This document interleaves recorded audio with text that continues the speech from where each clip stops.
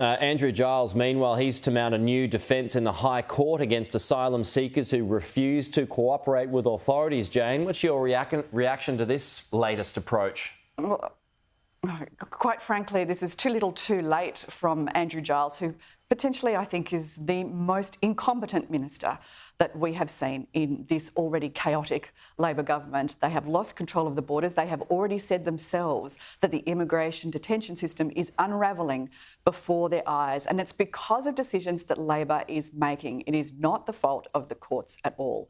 We know that Andrew Giles specifically made representations to the High Court saying that there was little prospect of resettling NZYQ. And that is one of the reasons that the High Court, they even said that that was one of the reasons that they took into account when making their decision about that detainee's prospects of resettlement and therefore his release. And that's why the Labor government then released not one, but 149 criminal detainees into the community. That's after Andrew Giles missed 3 crucial appointments with his own department who would brief him on this issue.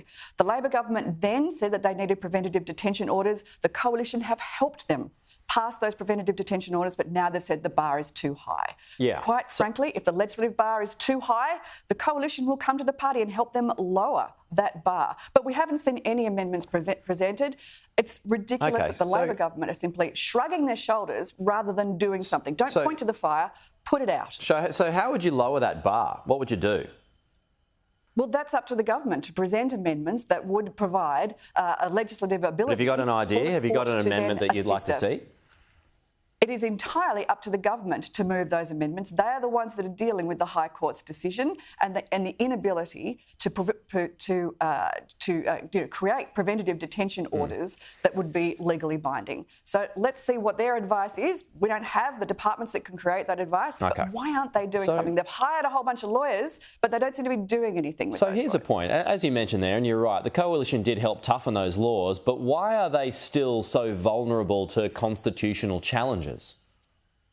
Well, that is a very good question. So that's why we need the Labor government to present amendments to those orders so that we can, and the Coalition are standby, ready to support them to do that. The Coalition has always been strong on border protection and is committed, unlike the Labor government, to keeping the community safe. If the government can present us with an alternative, with an option, with an amendment that will help keep criminal detainees behind bars rather than roaming about in the community, well, of course, the Coalition stands by, ready to help. OK. Are you encouraged by that LNP result in Queensland over the weekend?